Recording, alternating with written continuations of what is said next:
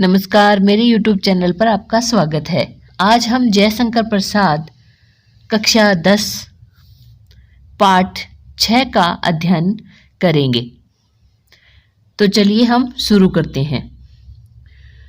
छायावादी कवि जयशंकर प्रसाद का जन्म काशी नगरी में सन 1889 में हुआ। इनके पिता बाबू देवी प्रसाद शिक्षा प्रेमी थे, जिन्हें लोग सूंगनी साहू कहकर बुलाते थे। प्रसाद जी की प्रारंभिक शिक्षा का प्रबंध पहले घर में ही हुआ, बाद में इन्हें क्वींस कॉलेज में अध्ययन हेतु भेजा गया। अल्प आयु में ही अपनी मेधा से इन्होंने संस्कृत, हिंदी, उर्दू, फारसी और अंग्रेजी का अच्छा ज्ञान प्राप्त कर लिया। बचपन से ही इनकी रुचि साहित्य की ओर थी। इंदु नामक मासिक पत्रिका का इन्होंने संपादन किया। साहित्य जगत में इन्हें वहीं से पहचान मिली, यानी इंदु पत्रिका से उन्हें पहचान मिली। काव्य रचना के साथ साथ नाटक, उपन्यास, कहानी विद्या में भी इन्होंने अपना कौशल दिखाया। इनकी प्रमुख रचनाएं निम्नलिखित है। काव्य में जो इनकी रचनाएं हैं वे हैं आंसू, लहर, झरना, कामायनी, प्रेम पथिक, चित्राधार। आगे है नाटक। नाटक में इनकी रचनाएं हैं ध्रुव स्वामिनी, विशाखा, राज्यश्री, अजातशत्रु, स्कंदगुप्त, चंद्रगुप्त, एक घूंट। एक घूंट जो है वह इनकी एकांकी है। उपन्यास में है कंकाल, तितली और इरावती इनका अपूर्ण उपन्यास है। कहानी आकाशदीप, प्रतिध्वनि, पुरस्कार, गुंडा, आंधी, छाया और इंद्रजाली ये इनकी कहानियां हैं। निबंध में काव्य कला तथा अन्य निबंध। प्रसाद जी की प्रतिभा बहुमुखी है, किंतु साहित्य के क्षेत्र में कवि एवं नाटककार के रूप में इनकी ख्याति विशेष है, यानी ये कवि और नाटककार के रूप में विशेष रूप से जाने जाते हैं। छायावादी कवियों में इनका स्थान अग्रगण्य माना जाता है।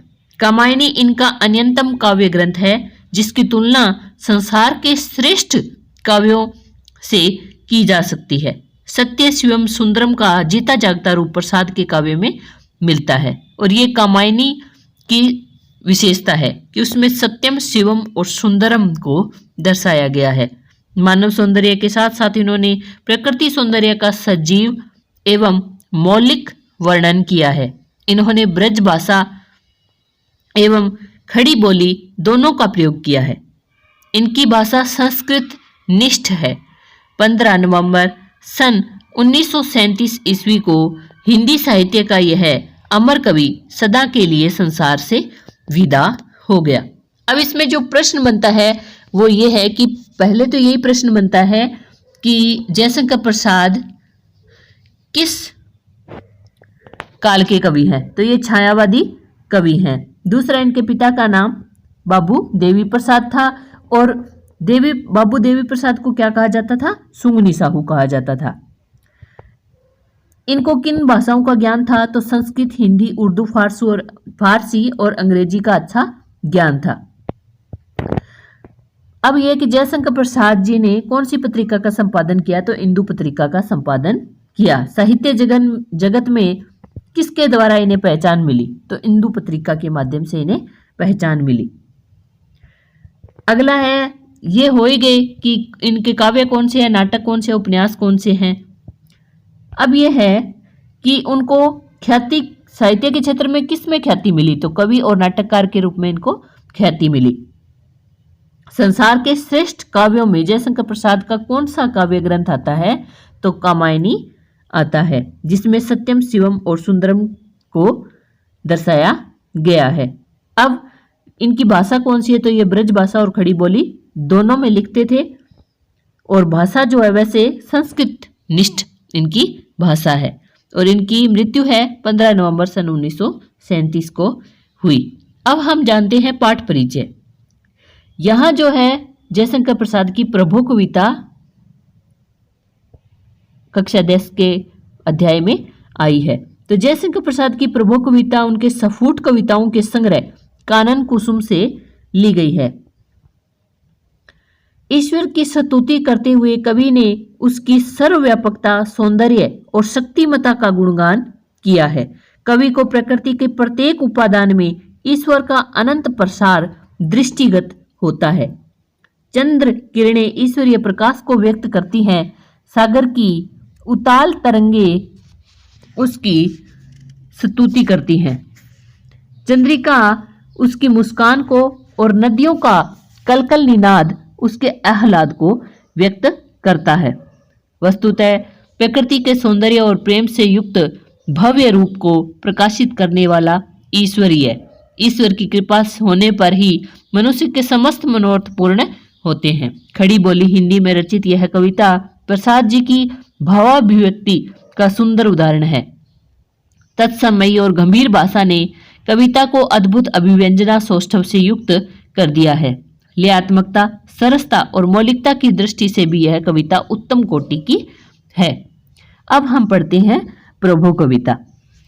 तो है, विमल इंदु की विशाल किरणें प्रकाश तेरा बता रही, अनादि तेरी अनंत माया जगत को लीला दिखा रही। यहाँ जयशंकर प्रसाद जी कह रहे हैं कि विमल इंदु की विशाल किरणें, विमल का मतलब होता है स्वच्छ, इंदु का मतलब होता है चंद्रमा, कि चंद्रमा की जो विशाल किरणें हैं वो हे प्रभु तुम्हारे प्रकाश को बता रही हैं। यानी अगर कोई आपके प्रकाश को देखना चाहता है कि आपका प्रकाश कैसा है तो वो चंद्रमा की विशाल किरणों को देख सकता है। अनादि तेरी अनंत माया जगत को लीला दिखा रही, यानी तुम्हारी माया जो अनादि है, अनंत है, वह पूरे संसार को लीला दिखा रही है।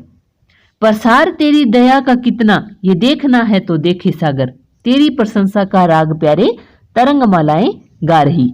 कि प्रसार तेरी दया का कितना, कि अगर कोई तुम्हारी दया का प्रसार कितना है, तुम्हारी दया का विस्तार कितना है, अगर कोई देखना चाहता है तो वो सागर की विशालता को, सागर के प्रसार को देख सकता है। यानी जिस तरह से सागर विशाल होता है ठीक उसी प्रकार ईश्वर की दया भी विशाल है। तेरी प्रशंसा का राग प्यारे तरंग मालाएं गा रही, यानी ईश्वर की प्रशंसा का राग जो है, ईश्वर की प्रशंसा के गीत हैं, वो सागर रूपी लहरें हैं, वो गा रही हैं। तरंग मालाओं से मतलब है सागर की लहरें। आगे है, तुम्हारा स्मित हो जिसे निरखना वो देख सकता है चंद्रिका को। यानी अगर कोई तुम्हारी, स्मित का मतलब होता है मुस्कान, यानी हे ईश्वर अगर कोई आपकी मुस्कान को देखना चाहता है तो वो देख सकता है चंद्रिका को, यानी वो चंद्रमा की जो चांदनी है उसको देख सकता है। यानी ईश्वर की जो मुस्कान कैसी है, अगर कोई देखना चाहता है वो चंद्रमा की चांदनी को देख सकता है। यानी चंद्रमा की चांदनी को ईश्वर की मुस्कान बताया गया है। तुम्हारे हंसने की धुन में नदियां निनाद करती जा रही, यानी ईश्वर की हंसी कैसी है अगर कोई देखना चाहता है तो नदियों के निनाद यानी उनकी कलकल की ध्वनि को सुन सकता है। यानी जैसी नदियों की कलकल की ध्वनि है वो ही ईश्वर रूपी हंसी है। विशाल मंदिर की यामिनी में जिसे देखना हो दीपमाला, तो तारक गण की ज्योति उसका पता अनूठा बता रही।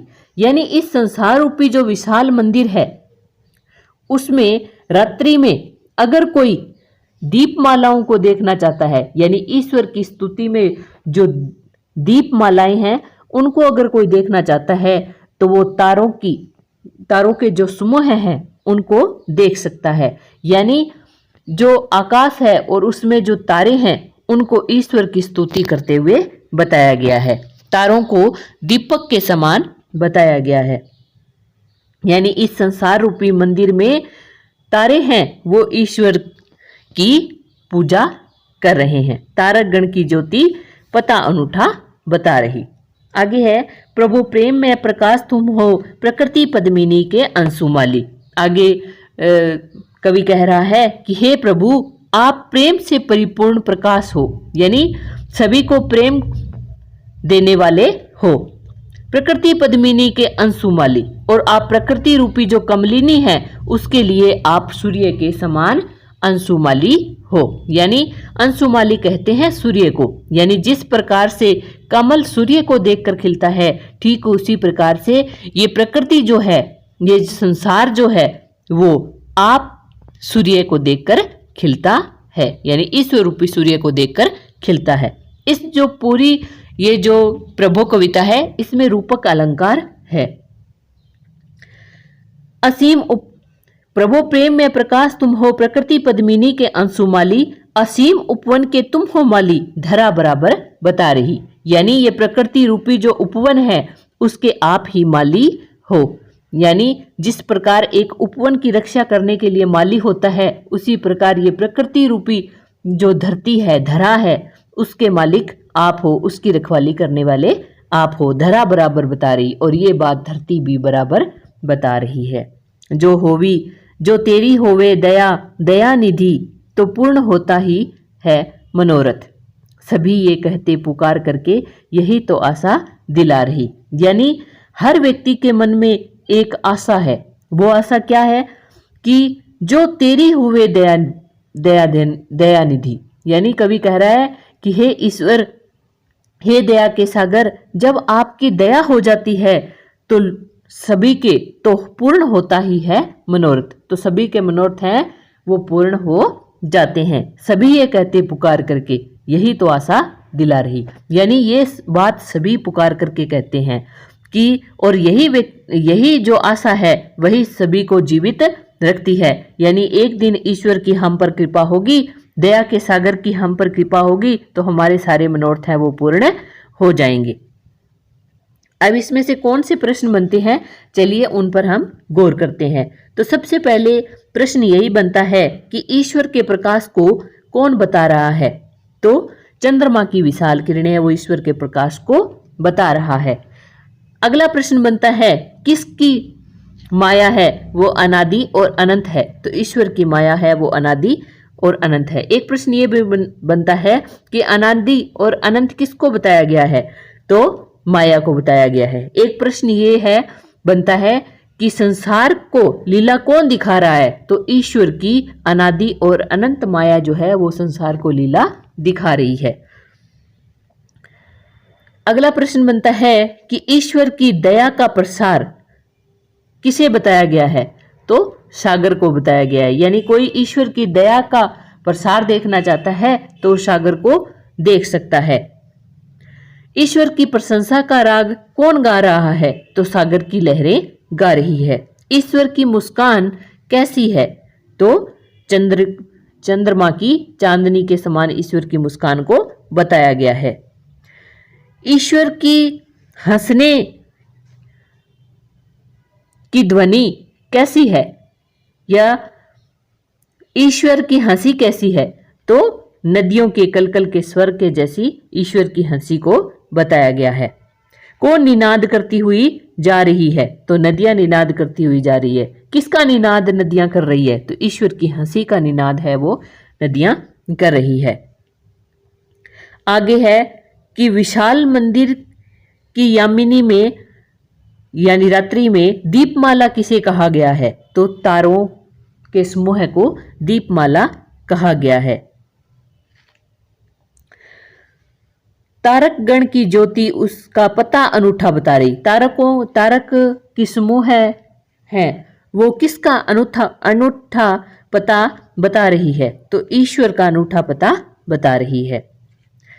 प्रेम में प्रकाश किसको कहा गया है, तो ईश्वर को या प्रभु को कहा गया है। प्रकृति पद्मिनी का अंशुमाली किसे कहा गया है, तो ईश्वर को कहा गया है। प्रकृति पद्मिनी के अंशुमाली पंक्ति का क्या तात्पर्य है, तो यहाँ ये होगा कि हे ईश्वर, आप प्रकृति रूपी कमलिनी के लिए अंशुमाली यानी सूर्य के समान हो। जिस प्रकार प्रकृति है वो सूर्य को देखकर खिलती है, कमल जो है वो सूर्य को देखकर खिलता है, उसी प्रकार ये प्रकृति रूपी जो कमलिनी है वो ईश्वर रूपी सूर्य को देखकर खिलती है। असीम उपवन का यानी संसार रूपी जो उपवन है उसका मालिक किसे बताया गया है, तो ईश्वर को बताया गया है।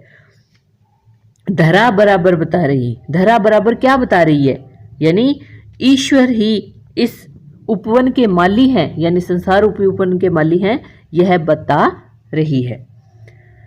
किसकी दया होने पर सारे मनोरथ पूर्ण हो जाते हैं, तो ईश्वर की दया होने पर सारे मनोरथ पूर्ण हो जाते हैं। सभी ये कहते पुकार करके यही तो आशा दिला रही। इस पंक्ति का क्या आशय है, तो कि सभी लोग यही कहते हैं और सभी के मन में यही आशा है कि एक दिन ईश्वर की कृपा होगी, तो दया के सागर की कृपा होगी, तो हमारे सारे मनोरथ है वो पूर्ण हो जाएंगे। कब सारे मनोरथ पूर्ण हो जाएंगे? यानी जब ईश्वर की दया होगी तब सारे मनोरथ पूर्ण हो जाएंगे। अब जो प्रश्न बनता है कि मनुष्य के मनोरथ कब पूर्ण हो जाएंगे? यानी जब ईश्वर की दया होगी। अंशुमाली किसे कहा गया है? तो ईश्वर रूपी सूर्य को कहा गया है। आगे है कि कवि ने ईश्वर को अनादि क्यों कहा है? क्योंकि वही उसकी माया का ना तो कोई आदि है और ना ही अंत है, और ना ही उनका कोई जन्म होता है और ना ही मरण होता है। इसीलिए ईश्वर को क्या कहा गया है? अनादि कहा गया है। यामिनी में अनूठा पता कौन बता रही है? तो तारों के समूह है वो अनूठा पता बता रही है। दया नदी किसे से क्या तात्पर्य है? दया का सागर किसको कहा गया है? ईश्वर को कहा गया है। तो आपको अच्छे से समझ में आ गया होगा। अगर आपको मेरी वीडियो अच्छी लगी है तो मेरे चैनल को लाइक करें, सब्सक्राइब करें और शेयर करना ना भूलें। और किसी भी प्रकार का आपको डाउट हो और अगर आप अच्छी लगी है तो कमेंट में मुझे ज़रूर बताएं। Thank you.